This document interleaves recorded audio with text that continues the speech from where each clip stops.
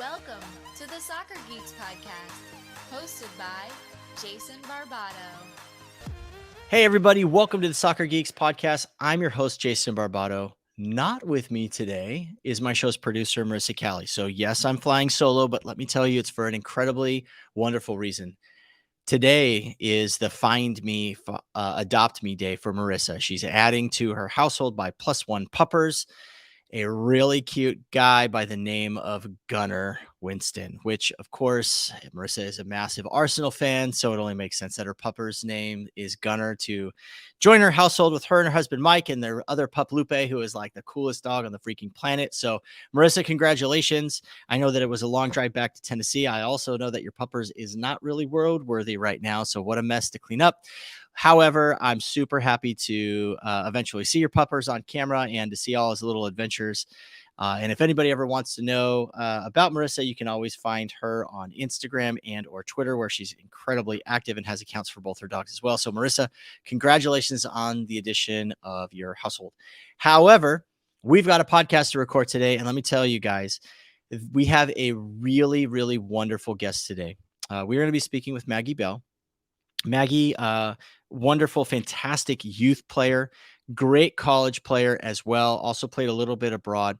In and through her experience of playing and some of the experiences that she had as a player, really helped further develop her passion in the sport, an opportunity that she saw and a need that needed to be met. And so we're going to be kind of talking about that's going to be contextually more focused for college athletes across the country and how to navigate through the standards that are set for you as being a college athlete and some of the tricky things that you have to and pitfalls you have to be aware of and to avoid. And so if you are planning on ever being a college athlete and or you're the parent of an athlete, a college athlete player, today's podcast is really going to benefit you. And even if you're not, this is great info. So let me go ahead and get Maggie here on the show. Maggie, welcome. How are you? Thanks so much for joining us on the Soccer Geeks podcast. How you doing today? Hi, Jason. Thanks for having me. Excited to be here. Heck yeah, you are.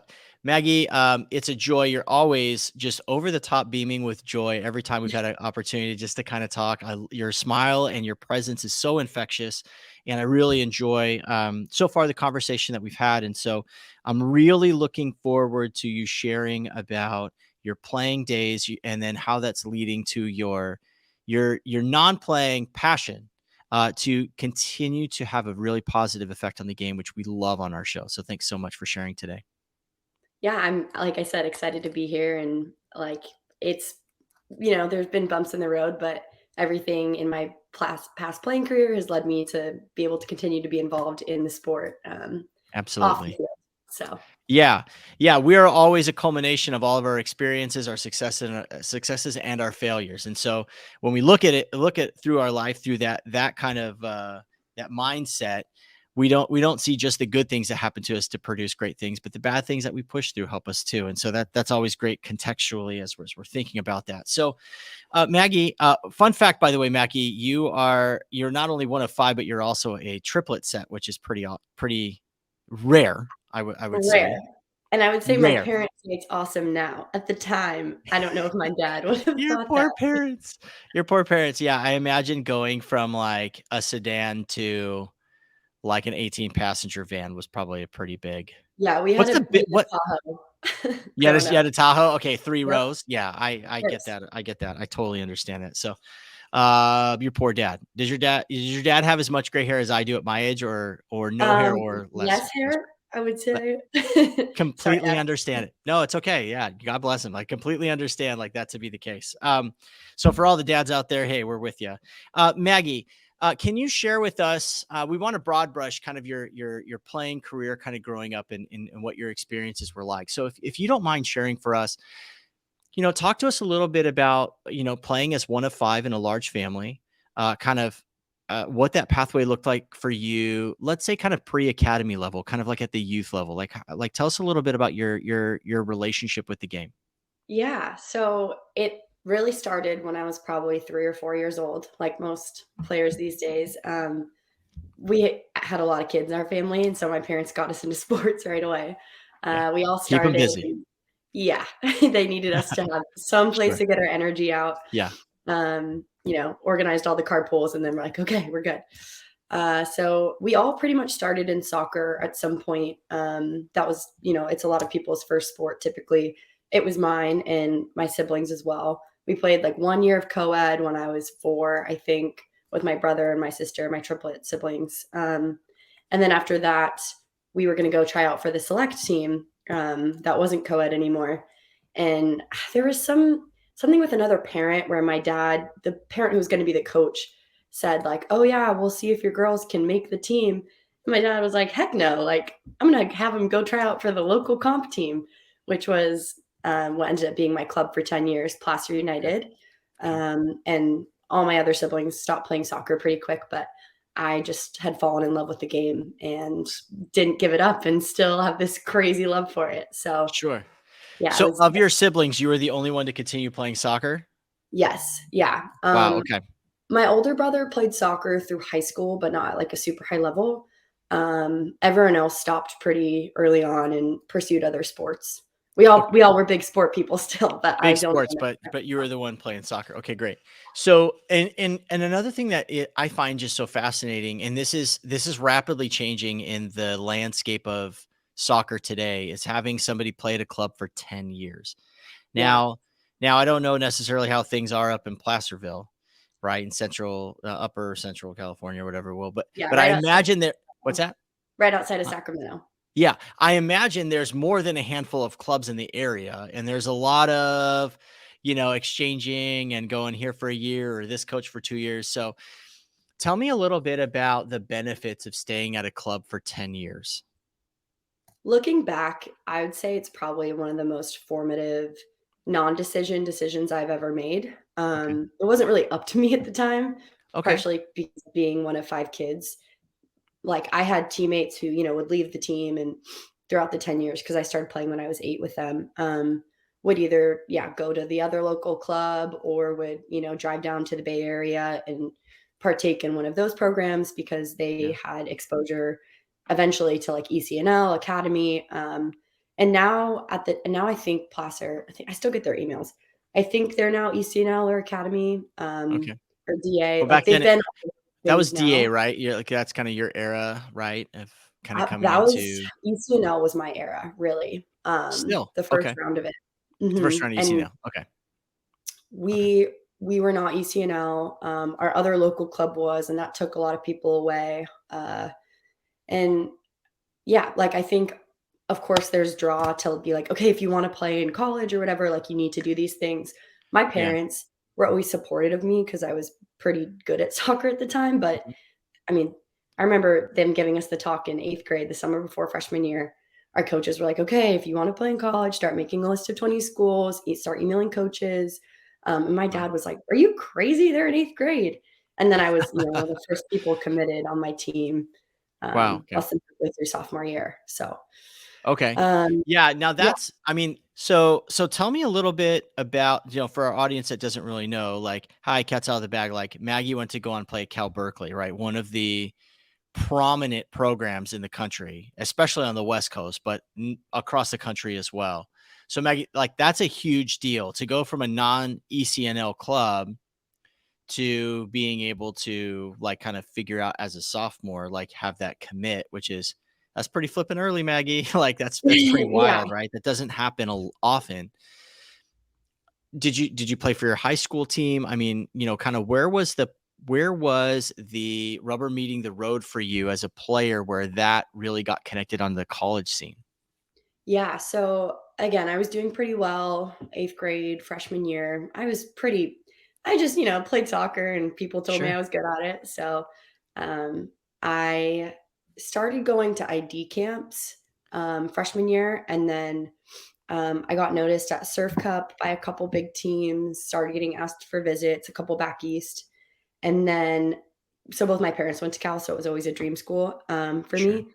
And I got noticed at a tournament by the Cal coach, and then went to one of their ID camps. I forget if it was beginning of I think it was beginning of sophomore year, and then from there, the process moved pretty quickly. Okay. the assistant coach really liked me and, put me on the track of like, we want you, we want to commit you as soon as possible, because they knew I was Yeah. progressing a lot farther with other coaches across the Right. nation. And there's been a number of coaches that we've talked to.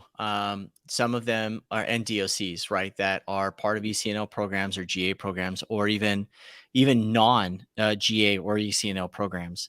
And what a lot of parents need to understand is that it's not just about being at the biggest and best clubs in your area. It's about the best environment for you as a player. Can you talk a little bit about the environment for you as a player that allowed you? Because I'm sure there was a time where you're like, if I don't go join this club or this team, I'm going to miss out.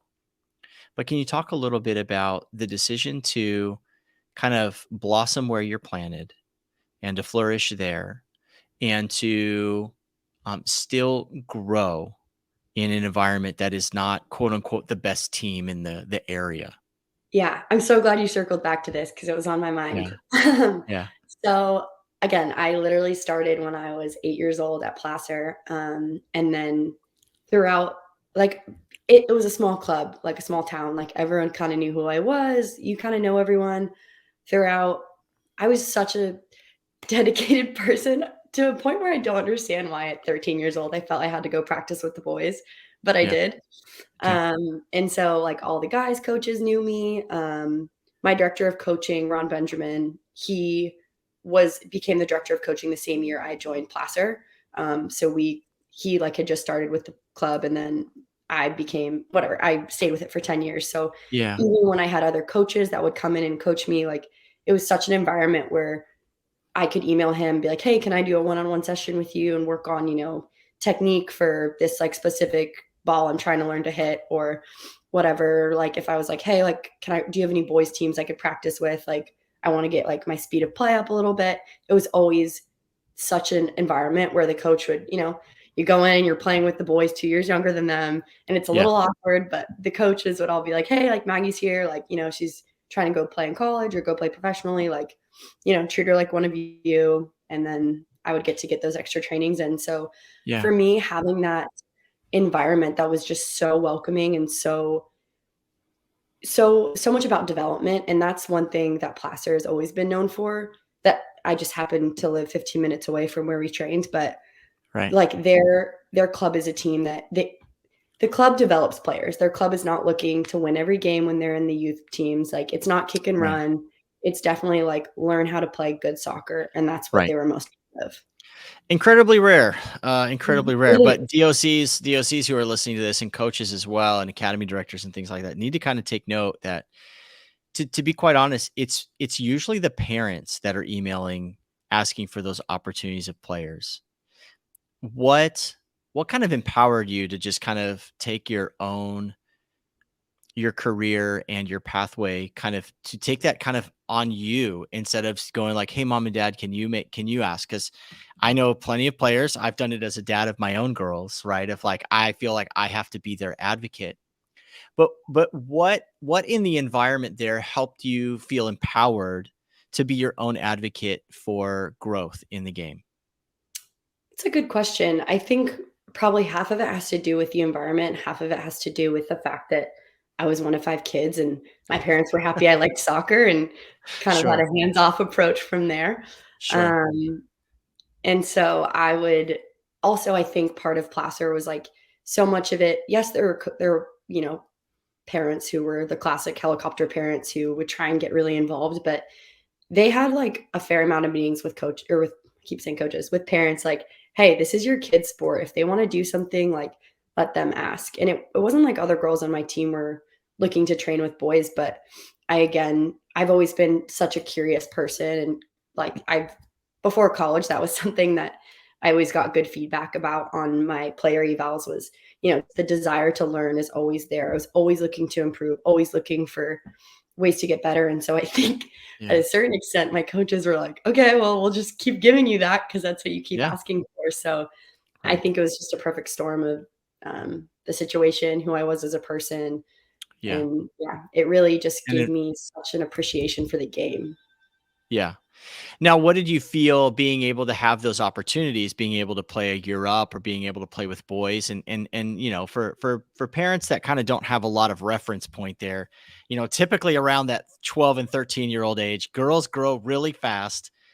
But boys technically are really quick. They're quick to slide tackle, quick to drop their head when like a mistake happens, quick to foul, quick to respond. Everything is a little bit quicker at that age. And that's kind of where from boys and girls game, the game kind of starts to separate. So what would you say to, the player that's out there that is looking to grow in their game? What would be the benefits of asking to be in kind of those training environments where you're playing with now 2 years? That's wild.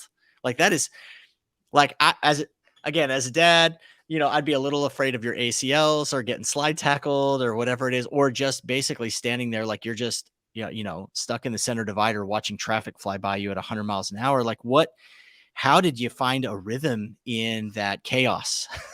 Yeah. Well, I And if think my evaluation's wrong, like rebuke me, like that's fine. no, But that was part of the challenge though, was to yeah, like at that point, it wasn't that the girls on my team weren't really good in their own right and being in games wasn't valuable, but playing at that higher speed just forces you to make decisions faster in a way that I wasn't being challenged, like kind of with the mental aspect of the game. yeah, So I would be like mentally exhausted after those trainings with the boys is because they just force you to think that much faster. Like you don't take an extra touch, like where you're going to play the ball before you get it. And in a way, you don't want to be embarrassed. This isn't your team. sure. You're out there, like, you wanna be a part of it, and, like, if anything, you wanna impress them and be like, "Hey, I'm here. I can do just as good as you can." Yeah, you wanna Um, justify being out there, right? Instead of just of getting mocked course. of like, "Oh," because that's gonna happen, like, and that's part of the trash talking Oh, that and of goes on in the course, game, and like, that's not necessarily a bad thing, but it's good, boys right? and girls at that age are so awkward, like, there's always Sure. gonna be, like I remember with some trainings, like, no one would talk to me, but then, like, by the end, like, all of them had, like, slowly followed me on Instagram to, like, be my friend, like, you know I'm what I mean? sure. It's just I'm sure, so Maggie. Yeah, I'm silly. sure. Yeah, I'm sure. Yeah. Uh, that's really, really cool. So, speed of play, the ability to think, quicker, awareness, you gotta check your shoulder probably twice as fast because the bodies are just moving quicker. So there's a lot of tools that can be gained even from being in an environment where you are failing, but eventually you have to push through that and you have to find some success, which Yeah. again, The learning curve is trickling and leaving some breadcrumbs for us, like eventually where we're going to get in our conversation today. But so you have that environment at Placerville and United, right? You said Placerville Placer United. United, yeah. Okay. Placer United. Okay. So you kind of go through that. Did you end up playing high school ball? I did. Yeah, it was a Okay. weird time. We were still allowed to play high school. My high Mhm. school league was not competitive. So I played for on varsity for my first 3 years, and then I actually graduated high school early. We were spring ball, and Okay. I was at Cal that spring, so I only got 3 seasons with my high school team. Okay. Wow.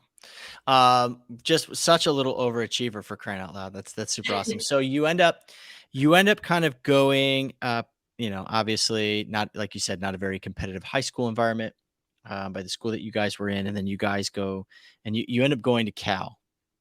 Other female college athletes that we've talked to have talked about the massive jump from playing even at a very high level, higher level than you had played, like playing going from there to like big college programs, and you not even playing at for an EC. And no offense here, right? Like you not playing for an ECNL club, you not playing for like a very competitive varsity team. Then you go to Cal, right? So the jump is it significant? Or are you like, yeah, I'm good. I got this. I've been playing with boys forever. So like Yeah. how was the jump going from your experience as a youth player to a college athlete? Yeah, I played some ODP, so I had, like, a little bit higher level experience outside of club, but I was definitely worried about it, and that's why I went early. I worked on that with my coach, and a couple people had done it at my high school, and I was, like, ahead in my credit, so it was easy for me to do, but it's funny, looking back, I don't know if I would recommend people going early. Yeah. Um, Did you again, I take a wouldn't red shirt that first year? no, so I just because, fall soccer's fall, Yeah. I just enrolled in school early and could play spring ball, and Okay. I wasn't jeopardizing any of my eligibility. Okay. But I was so worried about not being good enough when I got there that I made that decision. And in the end, like, your first fall is just such a roller coaster. It doesn't make Yeah. that big of a difference. But at the time, it felt like it was the right decision for me. I would say there was definitely a jump physically, just because I'd never weightlifted before college. A lot of student athletes haven't. So getting like pushed off the ball, and like people are genuinely just faster. Like growing up, I was the fastest girl on my team. And then I get to college and I'm just kind of an average level of Sure. speed. Like endurance wise, I could run anyone into the ground, but speed was definitely Quickness. Yeah. different. Yeah. Um, I And also what did you? kind of a weird note would Yeah. be like I actually came in my first spring. I think because the way I played was so confident, even if internally I wasn't, that I remember talking to girls and they were like, "You're so good," and I don't know how much I actually improved after that because I didn't play with as Mm, much confidence as I should have. sure. Sure. Yeah. Yeah. So, oh man, a string of questions that can kind of come from there. What was that initially like for you, kind of coming from, a club you played at for 10 years to like a big college campus experience? Because you're playing with players who could be as much as 5 years older than you at that point. So you talk about being able to get bodied off the ball or quicker or just life experience. Mhm. The chasm there is massive. Um, what were some of the things, and you talked a little bit about like I had this confidence, but it was projection. It wasn't that I was confident, it was that I needed to appear confident because holy cow, I'm terrified inside. What were some of the things that helped you along the way grow in confidence, even though you were feeling really insecure and unsure about yourself? Like how did you grow in that level of self-confidence, that helped enable you to persevere in that environment? Yeah, I think part of it was like I had a great support system from my parents, from my family, from my old coaches. Me and my DOC Ron are still like in touch to this day. There's always someone, you have mentors along the way who you can go back to and be like, hey, like I don't feel like myself. And they just, they talk you back down to earth and say, like, hey, like you're a good player. I've known you for a long time. I know this is new, but you're going to be able to get through it. Um, and also, like, to a certain extent, I was nervous about not being good enough, but I was keeping up in the training, so I wasn't as worried about that. I had a couple older classmen take me under their wing, which was awesome, and are still friends to this day of mine. Mhm. So yeah, just like you find ways to from external like people to tell you like, okay, you are good enough, but you also just have to make that call yourself. And that was something that was hard for me because growing up I'd always gotten that external praise of like, you're so good, you're a good player. And I was such a perfectionist. I always, Yeah, you'll see this is a theme of mine, I always thought I wasn't good enough. I had to try harder, train harder. sure. um but like being able to tell yourself like, hey, if you don't believe in yourself, no one's going to. So you need Yeah. to make that change. And it's a hard hurdle to understand, but the sooner you can do it, preferably before you get to college, the better. Yeah, and it's a little bit of big fish, small pond, or big pond, little fish, right? Where Mhm. and this happens to a lot of players in a thousand different contexts where, hey, at the end of the day, you can even have coaches and family members and other players believe that you're the best. But if mentally, if you just start to doubt yourself and your own ability, like that could be catastrophic for your development. And we talk a lot about mental training and stuff like that on the podcast. We had, a common friend who you and I have in Wells Thompson, with soccer resilience, that kind of talked a little bit about the mental side of the game. Having a mentor is something that's incredibly important. Somebody who's just a couple steps ahead of you, and in this context, right, in soccer. But you should always have a mentor. Everybody out there should, whether you're in business, whether you're in life, whether you're a parent, always have somebody who's in the next stage or two stages ahead of you, being able to just speak into your life. And you need to be humble enough to receive some wisdom and knowledge that your experience kind of lacks at the time. Um, and that becomes something that's really healthy. Now I know that in one of the things I really want, I want to get into some of your experience there as a college athlete that led to your work with CACE. And so as you were this student athlete, as you were kind of growing, and I mean, I just want to say, Maggie, it's one thing to think of players that play for top teams, that play in top environments, have top coaches, have top talent, that produce. There's another thing that players that don't come from the absolute best environments, but still have it within themselves to produce really wonderful careers and really become forged. And a lot of that is by self-belief, which I will say, I think that your belief in yourself is probably greater than you even kind of imagine, even looking back, because of what you were able to do in the environments that you were in with all the instruction and everything that you had. That being said, you shared with me a little bit, and I'd like for you to kind of touch a little bit with our audience on this, is that you kind of shared some adversity from the coaching staff once you got there. Was that now initially I want to ask this, like, did you find some adversity among the players that you were competing against first? So let's start there. Did you find, hey, who's this new girl? Who the hell does she think she is? You're not that good, blah, blah, blah. Like, did you find that when you were in the competitive collegiate atmosphere there at Cal? Honestly, I did not. Mm-hmm. My team was so amazing. Like I said, to this day, they're people I love and care about, and everyone was really supportive. Even at times when we were pitted against each other, there was never any animosity, at least from my experience, between players. Everyone was just trying their best and knew it, and Yeah, there was enough issues going on with sure. the coaching staff that I think everyone was just like, "You don't Yeah, need it from me." yeah. Or like, yeah, one of my best friends to this day and I were pitted against each other for the same outside back position, and both of us were kinda like, "Okay, like, you get to start today, like, congrats." It has little to do Right. with how we're playing, and, Yeah. yeah, again, it was not a team. There was no toxicity within the actual team itself, which I'm really thankful for and was a big part of why I did stay at Cal and finish out my career there. Yeah, which is where that sisterhood kind of comes really important. I mean, I know that growing up, even in an environment with my siblings, when mom and dad are super furious, they're like, "Well, we got each other at least. Like, let's stick We're in the together." You together. kind of need to find, you dig in the trenches, and you kind of like, "Well, we're in here together. Like, we might as well survive and thrive." Um, so there's kind of that component. So that's good to hear that it wasn't, coming from all angles for you. But at what point in time when you were at Cal did you kind of start to sense that, gosh, for lack of better terms, Maggie, I mean, that some of the coaching staff kind of had it out for you, like you were kind of earmarked for, there's an opportunity here where we can get her out and get somebody else in, and let's cut our bait and run.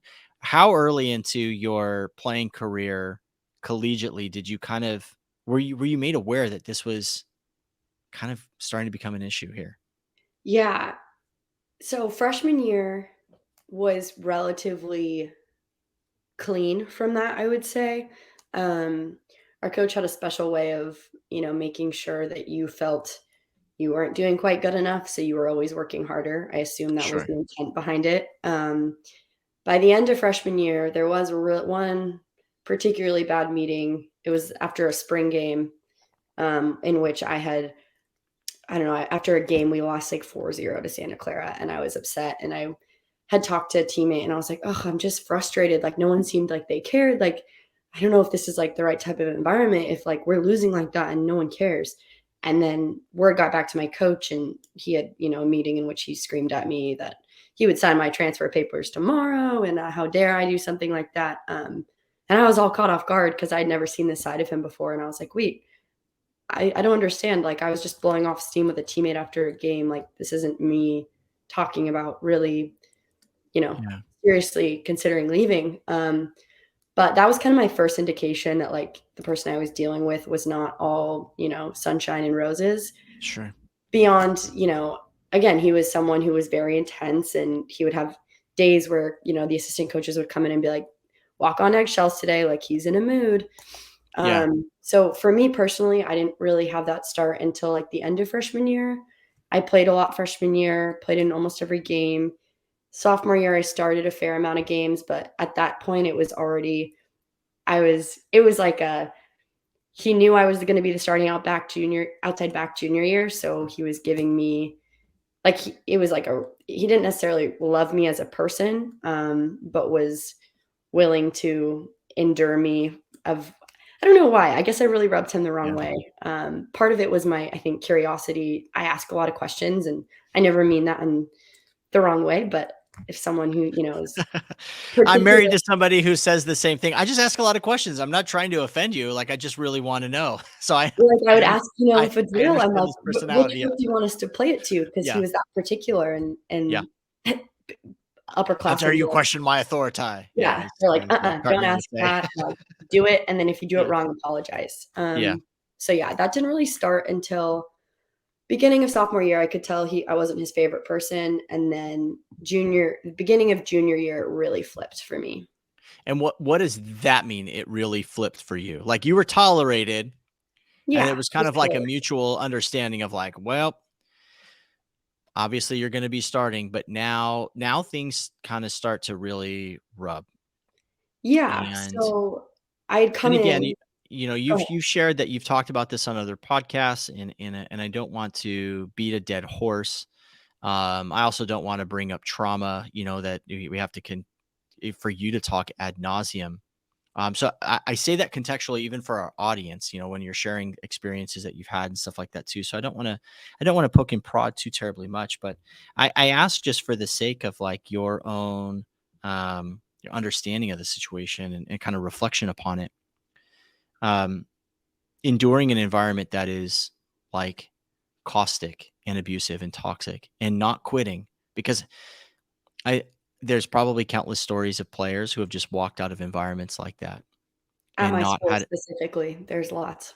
and not had resources or anywhere else to go, or somebody that they feel that will give them an opportunity just to be heard. In the midst of that, you've got this junior year looming, which is a massive year for a collegiate athlete, and things start to get pretty caustic. Through that, I'd love to be able to hear you share kind of what you feel is pretty valuable to share with our audience. Yeah. So again, I don't know what the specific catalyst was of him making the decision, like, no, we're done with her. We're going to try and get her to quit the team. But that year there were some pretty, like, I don't know how else to put it, but traumatic meetings.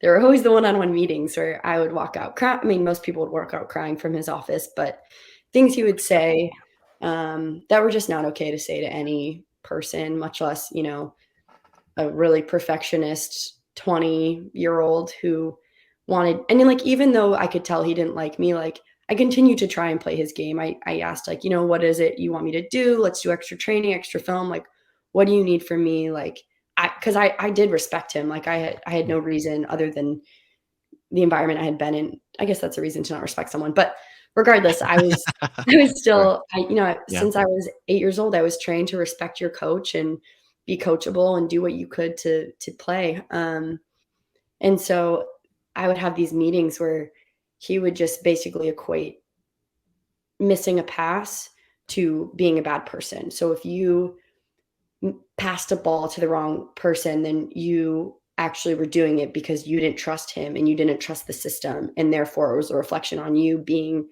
a person who thought you were better than him, which again sounds pretty twisted, but it was the way he would make you feel. And there were multiple meetings where I have notes still on my phone, because I would always journal throughout soccer of like, okay, what do I need to work on? This training, I'm going to work on my right foot. I'm going to focus on connecting every pass during this training session. And I would have notes after our meeting that would say things, that I just look back and I'm like, how was I so mentally twisted? I believed that, like, I wasn't making any progress as a player, and it's okay. It was my fault, and I needed to do better and do internal work and then come back to him and be better. Which is literally like the definition of an abusive environment. It is. And it's such a weird thing to explain, because you say, oh, like mental abuse, like what is that? And it's such a gray line between like, well, isn't that just a hard coaching environment? But there are ways that you like, I've had hard coaches. I love hard coaches. I want a coach to come to me and be like, hey, that was awful. Be better. That's Sure. fine. I love Yeah. that feedback. Yeah. But to like attack a person's character and make them question who they are and if As a they're person any good as a and person, exactly. their value. Yeah. And I think Yeah. part of the reason all the girls are so amazing on our team, and also part of the reason it was such a toxic environment by our coach, is that he would recruit perfectionists who wanted to do nothing but please and wanted to would literally die for what they wanted to do. And it's, it's the one thing you love more than anything, and he has so much control over it. So Right. yeah, things like that. There was one meeting where I was told that if I returned to the team senior year, this is the end of junior year, I would be toxic. That he told me that a friend of mine had told him that. And I was like, that's simply not true. And I Sure. confirmed it with her later. She's like, of course I didn't say that. But like he told me I was a financial disappointment, that I was essentially like A financial disappointment. How so? Yeah, I mean, well, no, hold on. I'm sorry. I'm getting all caught up in this. I'm like TMZ right now. Like, tell me what. So essentially I was on full scholarship by that point, right. which again could have contributed to why it was junior year that he decided not worth my time anymore. I want to get her to quit, because if you know the NCAA rules, if a person is kicked off of a team for whatever reason, they get to keep their scholarship they're on, but they quit out of their own volition, then they don't keep their They scholarship, and forfeit. that goes back into the pot that the coach can reallocate to players. Right. So this is where, if you'll allow me, Maggie, and if we want to kind of still plant our flag here and check out the scenery for a little bit, we can. But this is kind of where I think this is a really good pivot for us. And to our listeners right now, if you are a player who may possibly play in college of any sport, if you are the parent of any collegiate level athlete, potentially, the next 24 minutes, 23 minutes and 1 second of our conversation is going to become incredibly valuable for you, because this is where the rubber meets the road for where, Maggie, I love your passion and heart for the sport, because it seems that at this point, you really have to start educating yourself on the rules and regulations for collegiate athletes in regards specifically to their scholarship, because that was threatened by the coaching staff that you were playing for. Now, this can happen in, and you've shared with me, this has happened in a plethora of sports in different contexts across the country. Let's first, if you don't mind, I would love for you to share first about where studying the rules and regulations in regards for college scholarship athletes kind of started, and how this kind of progressed to become not only your passion, but your advocacy for college athletes as well, to protect student athletes from abusive coaching environments and manipulation. Do you mind kind of starting there? Yeah, no, I Okay. think that's a great place to pivot. Okay. So to start, I was considering transferring after my sophomore year just because it wasn't a super healthy environment, despite not like experiencing the abuse I later experienced. So I was looking at that at that point. So I'd kind of started to look at the rules a little bit. And then when things got really bad and I started getting these weird empty threats about taking my scholarship and whatnot, that's when I started to get worried, because, one of five kids, like I didn't want to make my parents pay for the scholarship that they had Yeah. thought was, going to be something they didn't have to pay for anymore. And I had two siblings the same age in college. Yeah, you got a brother who's a lawyer, so he was already racking up the college bills too. So Yeah.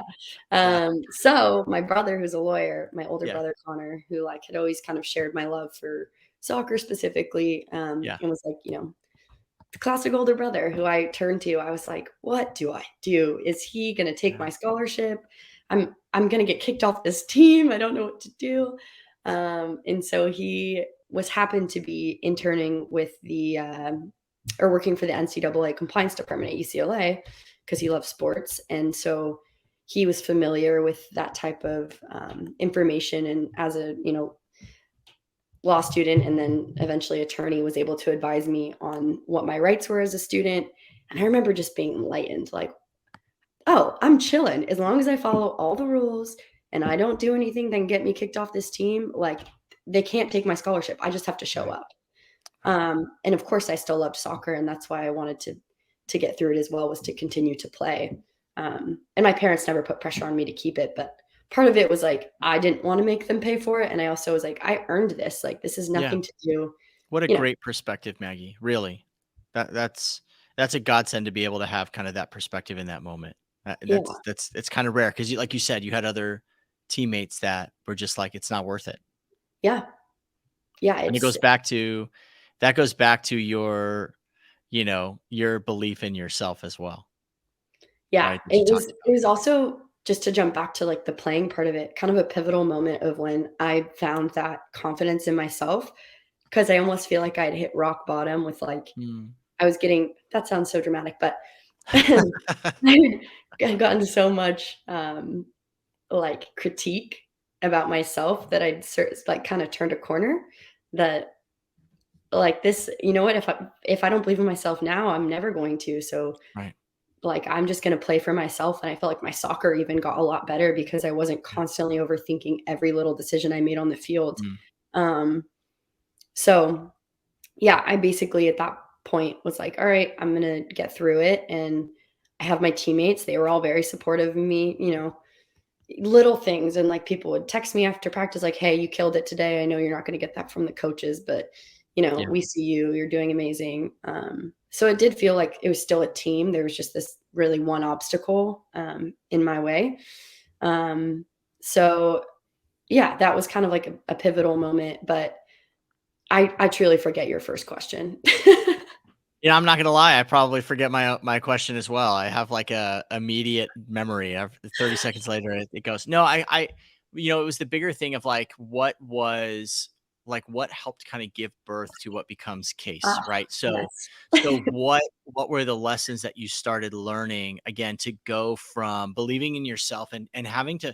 It's one thing to be an advocate for yourself, right? Especially in an abusive environment. It's another thing to be an advocate for somebody else who's also receiving similar abuse and or manipulation or abuse of power, like just abuse of like the structure and the relationship and things like that. So, and I can relate to that personally in my own life as well. So I know exactly what that feels like. Having lived in environments in myself, in my young adult life where abuse was occurring, and then becoming like an advocate for those that were, it wasn't me, but for people in my life that were being abused. Yeah. So where did like this, like you're dealing with the situation for the way that you're being treated. So it's one thing to be an advocate for yourself, which most people are like, I, I don't know if I can get you out of here, but I'm going to Shawshank Redemption myself out of here. Like we're going, like I'm out. I don't know if you could find the way right out with me, but hey, let me, if that's the case, great. But your advocacy kind of changes from being not only for your context, but it kind of, it pivots. So did it pivot? How did it pivot? And like, what were the catalysts there for you? Yeah, it definitely did pivot, which is why me and my brother formed CASE. But it kind of started with, I would have people. I mean, the athletic community is pretty small at any school. People knew I'd had like some rough times with my coaching. Like, I'd thought about transferring, friends on other teams, and so people would start coming to me with questions related to compliance, because they're like, "Hey, like, I know this wasn't your exact thing, but like, do you know Mm, what's going to happen to me if XYZ happens?" And I would give them my answer, or I would go to my brother and ask him. And I remember, I think it was winter of junior year. We had this conversation, Connor and I. Oh, maybe it was senior year. Might have been senior year. I was my 21st birthday when it happened, but we were like, dang, this should exist.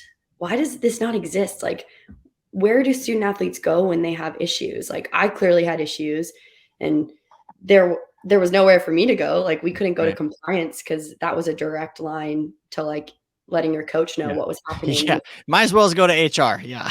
Might as well just like, tell them like, hey, I hate Sure. you. Yeah. Yeah. Yeah. Um, So can you share what CASE, like what the acronym is and what it means yeah. too? So it's CACE is CACE, so College Athlete Compliance Inquiries. We thought about inquiries with an I, but we thought CASE sounded better than CACI as an acronym. Smart. Good marketing. Yeah. Thank you. I do my best. So pretty much we realized that, hey, if I had compliance like questions, we're sure other athletes have them and are scared to bring them forward for a variety of reasons, Yeah. anonymity, scholarship, etc. Um, and also like Reputation. it's not designed to the compliance rules are not designed to be read by a regular person. You're not equipped to do it. They're written by lawyers for lawyers. Yeah. Sounds So familiar. Yeah. yeah, that I mean, there's no empowering of the student athlete to take advantage or have that knowledge in their toolkit to make decisions that are right for themselves. So that was kind of really the goal of CASE was to provide that resource, and it just kind of built out from there. That's still the main thing we do. We've helped now over 100 student athletes for free, and that was something I really wanted was it to be free because student athletes don't have a bunch of money in their pockets, Yeah. and this should be a resource they have access to. So we've just been doing it on our own, and now we've also started to expand to help prospective student athletes start to know their rights because really the process starts when you verbally commit. So when I was 15 and verbally committed, that's when I really should have known all of this information and known what I was signing, especially eventually with my NIL and all of that. So there's a lot to it that they glamorize in the process and they say, "Oh, it's so fun. You get to sign this piece of paper." But Here's a sweater. Yeah. Yeah. yeah, like you're signing a contract and Yeah. A legally binding contract at 15 years old. Of course, we don't have, kids aren't allowed to sign stuff like that, but gosh, you can still sign it, sub 18 and things like that. So so for you, okay, so today it's not, it's pro bono, if you will. And we're going to get to kind of that aspect of kind of what that looks like down the future for you guys. Can you list for our audience, at least some of the different, at least sports? And if you don't mind sharing whether we're dealing with the male side of the game or the female side of the game, what sports, that you guys have had the opportunity, because 100, I mean, I imagine there's some commonalities there, but there's also some kind of niche things that kind of happen there. So yeah, we've had I could be wrong, but I'm fairly sure we've had a question from every sport across all the different ones. We've had both male and female people coming to us and asking questions yeah, because this issue is not like a single sport issue. We the way we do our outreach is we do direct outreach from student athlete rosters and then send them emails and say like, hey, if you guys have questions, reach out to us.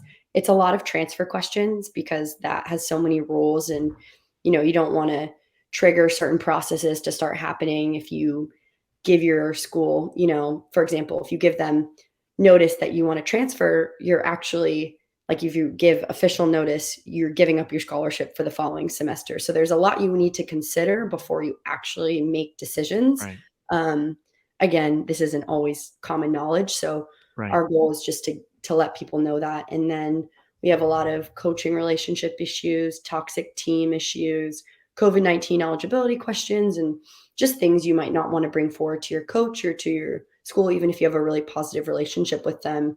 You yeah, just need that third party person to go to. yeah, just somebody that's very objective looking at the situation.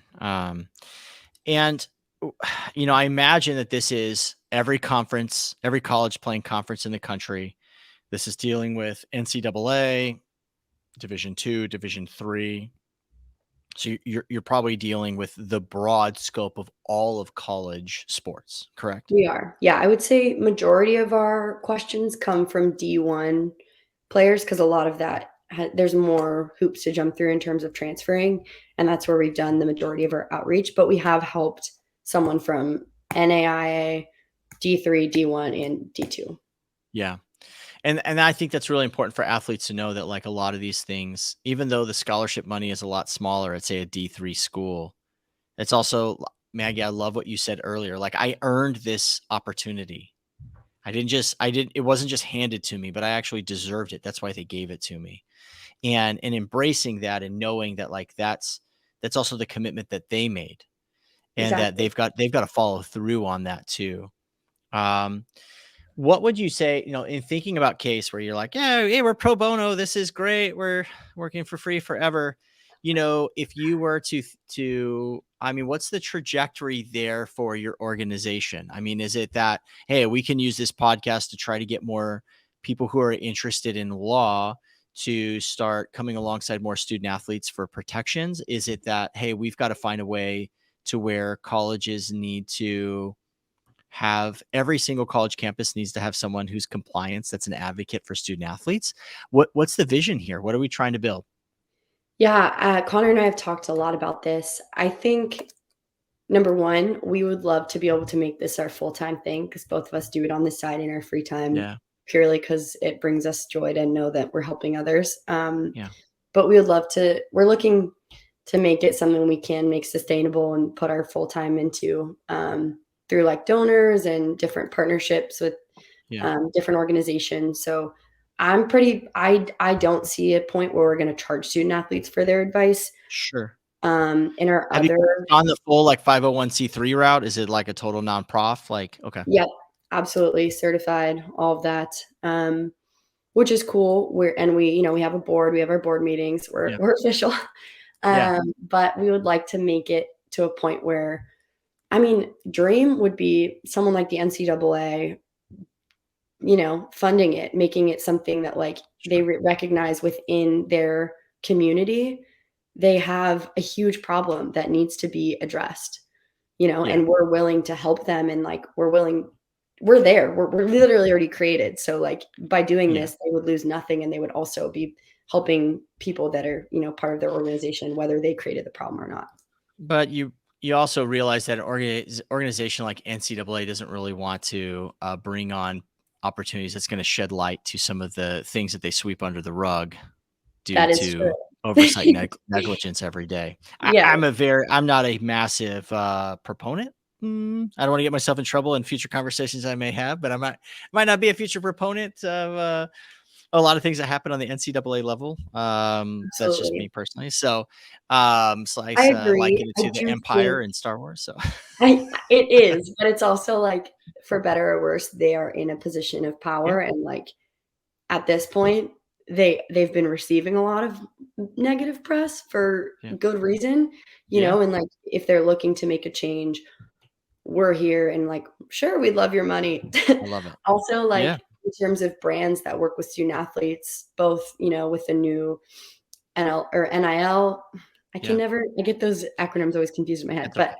Yeah, those new rules, and like the fact is that a lot of them are making a lot of money off of college athletics. And like, if they're interested in, potentially giving back in a way that's going to help these athletes that have helped them be so successful, right. that's something we're looking at too. So Because you there would is think some if vision. Nike's writing checks to college, football players, that they would maybe care about some of the compliance, but Yeah, they've also got buildings full of lawyers that probably are looking at this stuff too. So, yeah. um, So we're working on how? it. Yeah, no, I love it. I think I think what you're doing is remarkable in that I've thought for a long time in this space, specifically within sport, and more in my context with soccer, is that how is it that we've existed this long as a country or as the NCAA that how is this not already something that is provided?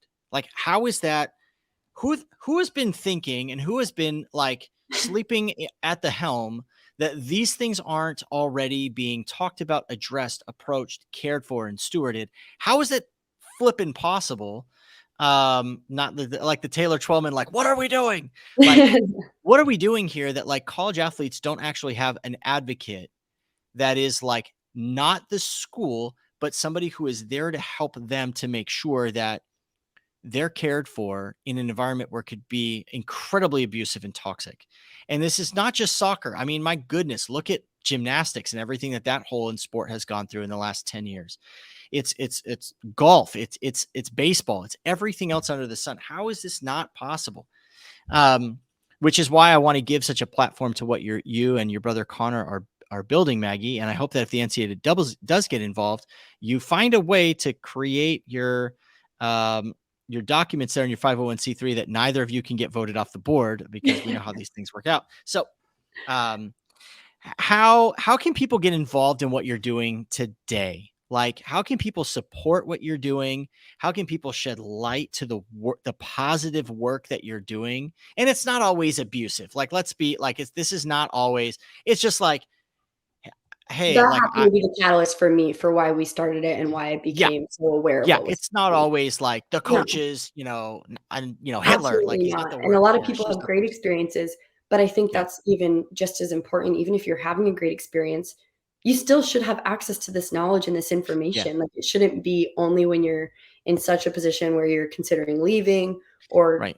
leaving the team. Like, that's not the whole point. Is like, you don't have information right now. You only have the information they want to give you. Yeah. Yeah, until they need to use the other information they haven't told you against you. Exactly.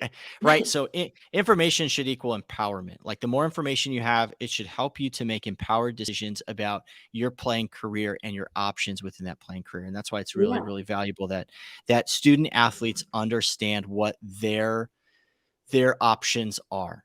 Yeah. So Now, sorry, go ahead. I was just gonna say, if people wanna get involved, if you know someone in need, recommend them to us, number 1. If you wanna reach out and have questions, please feel free. If you know, like, Yeah. an organization that would potentially wanna partner with us or work with us, or, you have a connection with the NCAA and wanna let them know who we are and think it's a good Yeah. idea, like, we're open to Yeah. anything.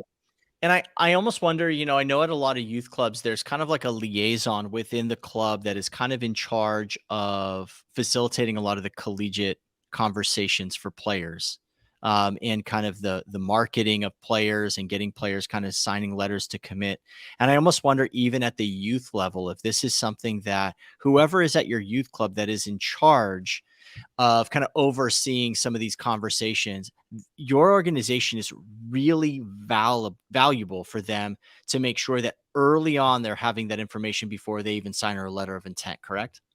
Yeah, it's something we're looking to expand into. We're Yeah. developing some webinars, and, like, a couple different, you know, presentations for people, because it Yeah. really does start at that level. And when you're beginning to look at colleges, you should start to have this information, Yeah. and hopefully then you avoid the toxic environment or the potential need to transfer to begin with Right. if you're well equipped. Right. Or no parent and no student athlete themselves wants to be playing in an environment where they're playing out of fear. Yes. Fear of losing their scholarship. You might always lose your spot because somebody else might come in, and that's just kind of like, that's just sport. Like, that's the way that it goes. But you never want to be able to be in fear of losing your position of even being a scholarship athlete, losing the opportunity for education, which is why your athletic career has afforded you to receive that education. You never want to be in the position to where you're fearful of losing that. Maggie, I've got two last things that I want to jump on, and I want to be have us be able to jump off here. But the first question we always ask on our show, and I hid this one from you so you wouldn't know it was coming. But we always ask everybody, like, Maggie, you are given one wish, wave of the wand, sweeping law that you get to enact immediately in regards to the game of soccer in our country. Now, when you get to make this wish, it happens with immediate and intended effect. Hmm. What do you wish for? It's hard. I mean, I had an answer before equal pay was announced, but that one's stolen from me now. Okay.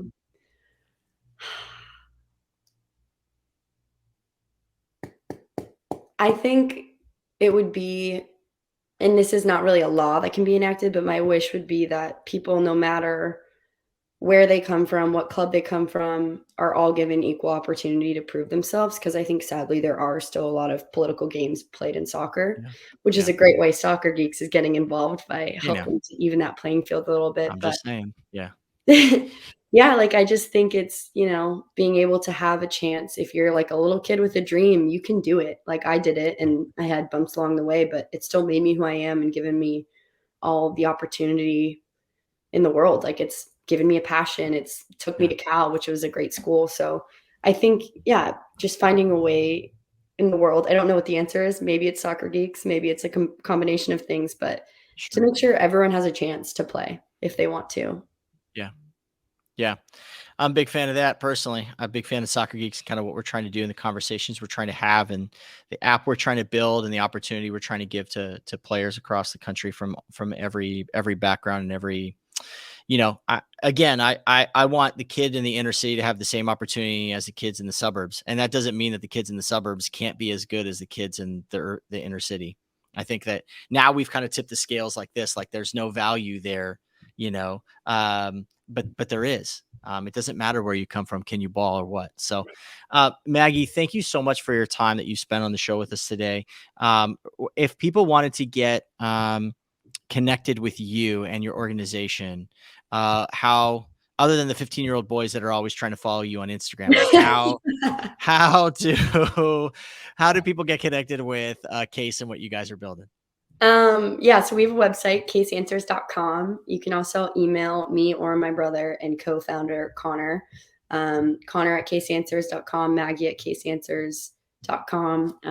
Yeah, the website kind of does it all. So CACE, right? CACE. Yeah, people need, yeah, so it's not CACE, it's CACE. Yeah, caseanswers.com, Maggie and or Connor. And if you email Maggie first, Connor's going to beat you up, just so you know. It's I'll see Maggie. you.